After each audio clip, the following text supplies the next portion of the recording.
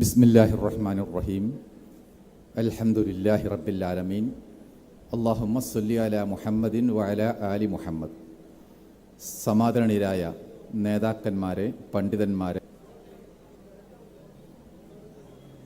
മതത്തെയും മനുഷ്യനെയും മാറോടണച്ച് അഗാധമായി സ്നേഹിച്ച മർഹൂം എ.പി.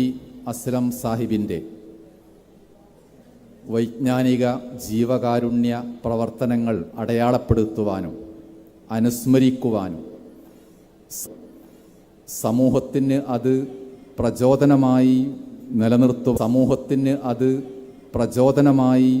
നിലനിർത്തുവാനും വേണ്ടി ഏകീകൃതമായി നടത്തുന്ന ഈ സന്ദർഭം എന്തുകൊണ്ടും പുണ്യമാണ്, പ്രശംസനീയമാണ്. മർഹൂം അസ്ലമിന് ഈ കാണുന്ന പ്രവർത്തനങ്ങളുടെയൊക്കെ ഒരംശം അള്ളാഹു എന്നെന്നും നൽകി അദ്ദേഹത്തെ അനുഗ്രഹിക്കുമാറാവട്ടെ. മാനവരാശിക്ക് നേർമാർഗവും ശരിയും ന്യായവും പഠിപ്പിക്കുവാനും കാണിച്ചു കൊടുക്കുവാനുമാണ് അള്ളാഹു വിശുദ്ധ ഖുർആൻ ഇറക്കിയത്. ആ ദൗത്യം നിർവഹിക്കപ്പെടുമ്പോൾ തന്നെ ഖുർആൻ കൂടുതൽ പഠന വിധേയമാക്കുവാനും അതിൻ്റെ ഭാഷാ സൗന്ദര്യവും ആവിഷ്കാര വിസ്മയവും കണ്ടെത്തുവാനും ഖുർആൻ നമ്മെ പ്രേരിപ്പിക്കുന്നുണ്ട്. കാലാകാലങ്ങളിലായി ഈ ഇനത്തിൽ ധാരാളം പഠനങ്ങളും ഗവേഷണങ്ങളും പണ്ഡിതന്മാരും ഖുർആൻ വ്യാഖ്യാതാക്കളും നടത്തുകയും ചെയ്തിട്ടുണ്ട്. പ്രസിദ്ധ തഫ്സീറുകളായ തഫ്സീർ അൽ കശാഫ്, തഫ്സീർ അൽ ഖുർത്തുബി, അതുപോലെയുള്ള പൗരാണിക തഫ്സീറുകളും ആധുനിക കാലത്തുള്ള തഫ്സീർ അൽ മുനീർ വഹബ സുഹൈലിയുടേത് ഉൾപ്പെടെ പലന്മാരും ഇങ്ങനെയുള്ള സാഹിത്യ സൗന്ദര്യാസ്വാദക രംഗങ്ങൾ വിശദമായി നമ്മെ കേൾപ്പിക്കുന്നുണ്ട്. വിശുദ്ധ ഖുർആൻ ഇറങ്ങിയത് വളരെ സുന്ദരമായ ആവിഷ്കാരാസ്വാദനത്തിന് കഴിവുള്ള അറബി ഭാഷയിലാണ്. അറബി ഭാഷയുടെ തുടക്കം പ്രവാചകനായ ഇസ്മായിൽ നബി അലൈഹിസ്സലാത്തു വസ്സലാമിൽ നിന്നാണ് എന്നാണ് നബി സല്ലല്ലാഹു അലൈഹി വസല്ലം ഒരിക്കൽ പറഞ്ഞിരിക്കുന്നത്. അദ്ദേഹം മക്കയിൽ താമസമാക്കിയത് മുതൽ പിന്നീട് ജുർഹും ഗോത്രത്തിൽ നിന്ന് വിവാഹം കഴിക്കുകയുണ്ടായി. അങ്ങനെ അദ്ദേഹം സംസാരിച്ചിരുന്ന വിശുദ്ധമായ വൃത്തിയുള്ള അറബിയും ജുർഹും ഗോത്രത്തിൻ്റെ ഹിബ്രു ഭാഷയും സംഗമിച്ചുകൊണ്ട് ഒരു പുതിയ അറബി പിറവിയെടുക്കുകയായിരുന്നു എന്നതാണ്. കുറച്ചുകൂടി മുന്നോട്ട് പോയാൽ മക്കയിൽ അല്ലെങ്കിൽ ഹിജാസ് പ്രദേശത്ത് തലയെടുപ്പുള്ള ഒരു കബീലയുണ്ടായിരുന്നു. അദ്നാൻ എന്ന പേരിലായിരുന്നു അറിയപ്പെട്ടത്. അവർക്ക് അംഗബലമുണ്ടായിരുന്നു, സൈനിക ബലമുണ്ടായിരുന്നു, കച്ചവട സ്രോതസ്സുകളും സാമ്പത്തിക ശേഷിയുമൊക്കെ ഉണ്ടായിരുന്നു, വിവിധ രാജ്യങ്ങളുമായി ബന്ധവുമുണ്ടായിരുന്നു. അങ്ങനെ ഈ ബന്ധങ്ങളിലൂടെ കൊടുക്കലും വാങ്ങലുമായി അവരുടെ കാലത്ത് നേരത്തെ ഉണ്ടായിരുന്നതിനേക്കാളും അറബി ഭാഷ വികസിക്കുകയുണ്ടായി. ആധുനികരായ കവികളൊക്കെ അറബി ഭാഷയെ ആലങ്കാരികമായി ഉപയോഗിക്കുന്നതും വിശേഷിപ്പിക്കുന്നതും ബിന്തു അദ്നാൻ എന്ന് പറഞ്ഞുകൊണ്ടാണ്. ആ കബീലയിലേക്ക് ചേർത്തിക്കൊണ്ടാണ് ഈ പ്രയോഗം നടക്കുന്നതും. അതാണ് അറബി ഭാഷയുടെ ഖുർആൻ ഇറങ്ങുന്നതിന് മുമ്പുള്ള വളർച്ചയുടെ രണ്ടാമത്തെ ഘട്ടമായി കണക്കാക്കപ്പെടുന്നത്. കുറച്ചുകൂടി മുന്നോട്ട് പോയാൽ മക്കയിലും ഹിജാസിലും പിന്നീട് നിറഞ്ഞു നിൽക്കുന്നത് ഖുറൈശി സമൂഹമാണ്.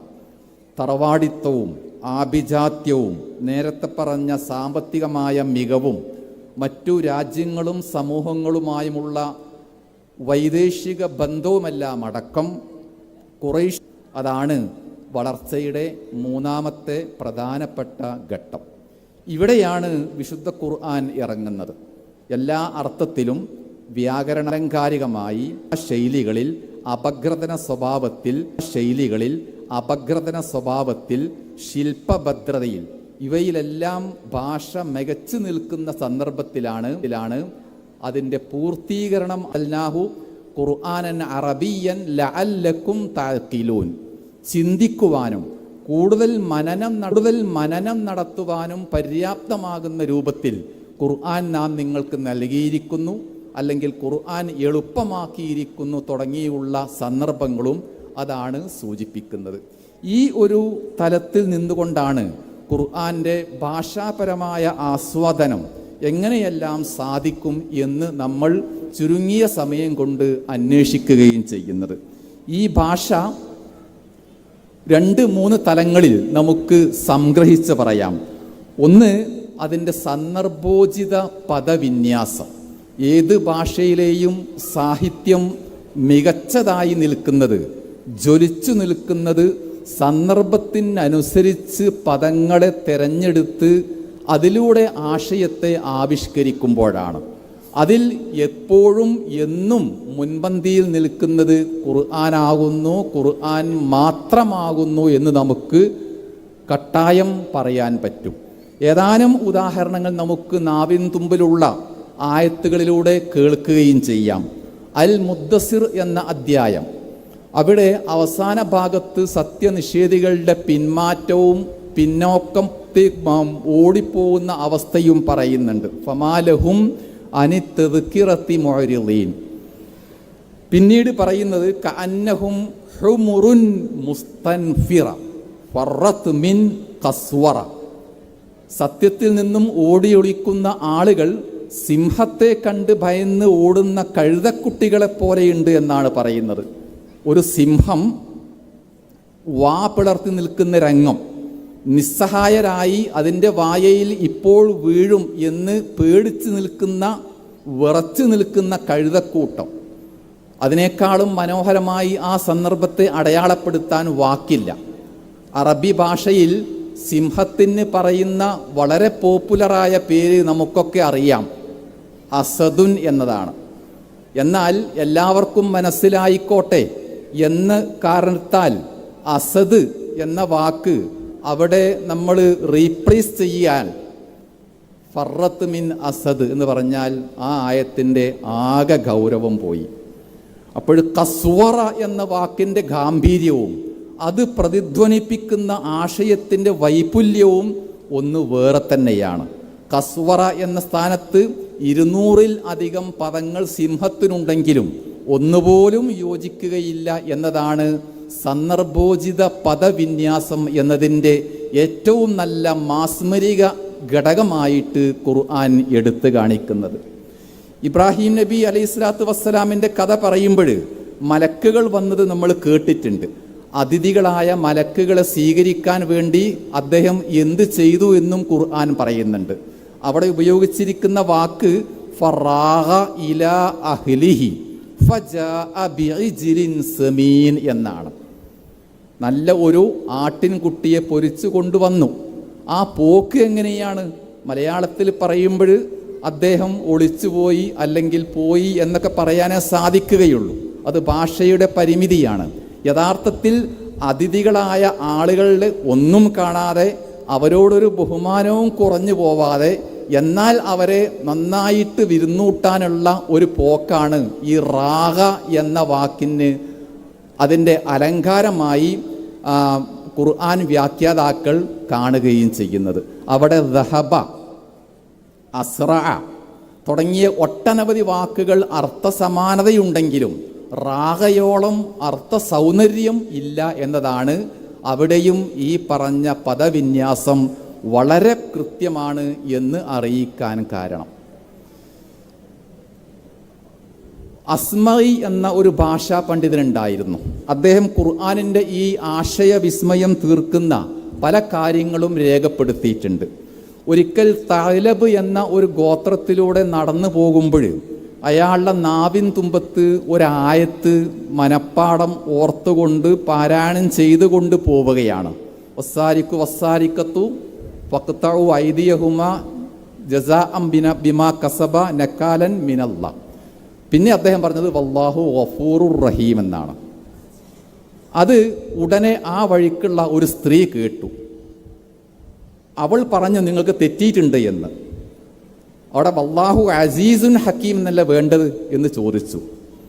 അസ്മൈ ചോദിച്ചു, നീ ആരാണ്? ഖുർആൻ മനപ്പാടമാക്കിയിട്ടുണ്ടോ? അവൾ പറഞ്ഞു, ഇല്ല, അന മസീഹിയ, ഞാനൊരു നസ്രാണി പെണ്ണാണ്.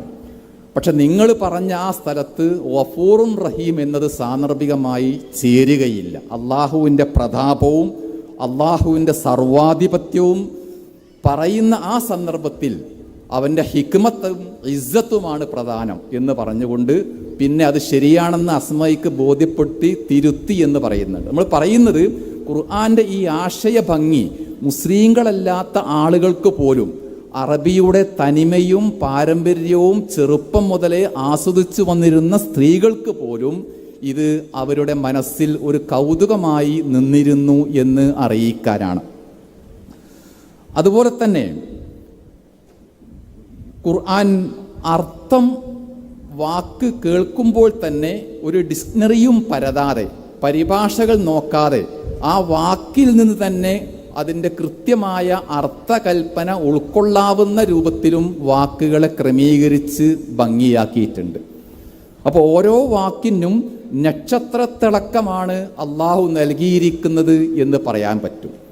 അറബിയുടെ സ്വാഭാവികമായ ഒരു പ്രത്യേകതയും അതുതന്നെയാണ്. ഏത് വാക്കും ആ വാക്കിൻ്റെ ഒരു മിനിമം അർത്ഥം അത് ഉൾക്കൊണ്ടിരിക്കും. ലദീദ് എന്ന് പറഞ്ഞാൽ ആ വാക്ക് കേൾക്കുമ്പോഴും പറയുമ്പോഴും ഒരു ആനന്ദം, ഒരു മധുരം നമുക്ക് അനുഭവിക്കാൻ പറ്റും. ലദീദ്, അത്രയും നിർമ്മലമാണ് ആ വാക്ക്. അതുപോലെയുള്ള കുറേ വാക്കുകൾ ഖുർആൻ ആദ്യാവസാനം കാണാം. യാ അയ്യുഹല്ലദീന ആമനു മാലക്കും ഇദാ ഖീല ലക്കും ഫിറൂ ഫീ സബീലില്ലാഹി ഇസ്സാഖൽതും ഇലൽ അർദ്. അള്ളാഹുവിൻ്റെ മാർഗത്തിലേക്ക് പൊയ്ക്കോളൂ, യുദ്ധം ചെയ്യൂ എന്ന് പ്രഖ്യാപിക്കുമ്പോൾ ചില ആളുകൾക്കൊരു മടി, മനമടുപ്പ്, അവർ പിന്നാക്കം നിൽക്കുകയാണ്. ആ പിന്നാക്കം നിൽക്കുന്നത് എങ്ങനെയാണ്? എന്തോ ഒരു ഭാരമുള്ള വസ്തു, ഇസ്സാഖല എന്ന് പറയുമ്പോൾ തന്നെ അവർ മുന്നോട്ടാണോ പിന്നോട്ടാണോ പോകുന്നത് എന്ന് ഒരു ഡിക്ഷണറിയും നോക്കാതെ മനസ്സിലാകാൻ പാകത്തിൽ ആ പദത്തിൽ തന്നെ അത് ഉദ്ദേശിക്കുന്ന അർത്ഥകൽപ്പന അള്ളാഹു നിർവഹിച്ചു എന്നർത്ഥം. യൗമ യുദഊന ഇലാ നാരി ജഹന്നമ ദഅ, നരകത്തിലേക്ക് തള്ളിയിടുന്ന ദിവസം. തള്ളിയിടുക എന്നത് കേട്ടില്ലെങ്കിലും അറിയില്ലെങ്കിലും ദഅ എന്ന ആ വാക്കിൻ്റെ ഗൗരവവും അത് പ്രതിധ്വനിപ്പിക്കുന്ന വെയിറ്റും യഥാർത്ഥത്തിൽ ഏറെക്കുറെ അവരെ അതിലേക്ക് മനഃപൂർവ്വം കൈ പിടിച്ച് തള്ളിയിടുകയാവുന്നു എന്ന് കേൾവിക്കാരനിലേക്ക് വാക്ക് തന്നെ ഭംഗിയായിട്ട് ആശയവിനിമയം നടത്തുന്നുണ്ട് എന്നർത്ഥം. അതുപോലെ തന്നെ ചില വാക്കുകളുടെ താളാത്മകത, അതും പദത്തിൽ അധിഷ്ഠിതമായി ആശയം വേറെയാണെങ്കിലും സമാനമാണെങ്കിലും ഖുർആൻ്റെ ഒരു താളാത്മകതയും സംഗീതാത്മകതയും നിലനിർത്തുവാനുള്ളതും പദത്തിൻ്റെ സാഹിത്യത്തിൻ്റെ സൗന്ദര്യമായിട്ട് കാണാൻ പറ്റും. അത് പറയുമ്പോൾ ഖുർആൻ സംഗീതമാണ്, മ്യൂസിക്കാണ് എന്നും നമ്മൾ ധരിക്കേണ്ടതില്ല. ഖുർആൻ്റെ പല ആയത്തുകളും അന്ത്യാക്ഷരപ്രാസമാണ്. ഇദാ സുൽസിലത്തിൽ അർളു സിൽസാലഹ വൽ ആദിയാത്തി ലബ്ഹ, അങ്ങനെ എല്ലാ ആയത്തും മിക്കവാറും ഒരു അന്ത്യാക്ഷരപ്രാസമാണ്. ആ പ്രാസത്തിൽ ഏറ്റവും മികച്ചു നിൽക്കുന്നത്, ഒരു ഉദാഹരണം പറഞ്ഞാൽ, എങ്ങനെയാണ് ഈ സംഗീതാത്മകത ഖുർആൻ പദങ്ങളിൽ നിലനിർത്തിയത് എന്നുള്ളതിന് യഹിയ നബിയുടെയും ഈസാ നബിയുടെയും സന്ദർഭങ്ങൾ നോക്കിയാൽ മതി. സൂറത്ത് മറിയം അറിയുന്നവർക്ക് ആ രണ്ട് ആയത്തും അറിയും. ഒന്ന് വസലാമുൻ അലൈഹി യൗമ വുലിദ വയൗമ യമൂത്തു വയൗമ യുബ്അസു ഹയ്യ. ഈസാ നബി എന്താ പറഞ്ഞത്? വസ്സലാമു അലയ്യ യൗമ വുലിത്തു വയൗമ അമൂത്തു. ഈസാ നബിയും യഹ്യാ നബിയും അലൈഹിമുസ്സലാം അള്ളാഹുവിൻ്റെ പക്കൽ നിന്ന് ഒരേ തരത്തിലുള്ള അളവിലുള്ള സമാധാനം തന്നെ കിട്ടുന്നത്. എന്തുകൊണ്ട് ഒരിടത്ത് നെക്കിറയായി ഉപയോഗിച്ചു, എന്തുകൊണ്ട് മഅരിഫയായി ഉപയോഗിച്ചു?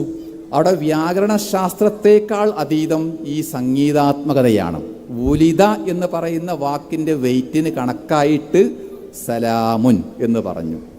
വുലിത്തു എന്ന് പറയുമ്പോഴുള്ള ആ വെയിറ്റിന് കണക്കായിട്ട് വസ്സലാമു എന്ന് പറഞ്ഞു. അപ്പോൾ വസ്സലാമു അലയ്യ യൗമ വുലിത്തു, അവിടെ അല്പം വെയിറ്റ് വന്നു. വയൗമ അമൂത്തു, ഇതൊന്നും ആദ്യം പറഞ്ഞെടുത്തില്ല. അപ്പോൾ അർത്ഥവും ആശയവും സമാനമാണെങ്കിലും പ്രവാചകന്മാരെല്ലാം സമക്കാരാണെങ്കിലും ഖുർആന്റെ ഈ സംഗീതാത്മകത പാരായണത്തിൽ തന്നെ നിലനിർത്തുവാനുള്ള ഒരു സന്ദർഭമായിട്ടാണ് ഈ പദവിന്യാസത്തെ മുഫസ്സിറുകൾ നോക്കി കാണുകയും ചെയ്യുന്നത്. സമയം അവസാനിച്ചിരിക്കുന്നു, ഒന്നുകൂടി പറയാം.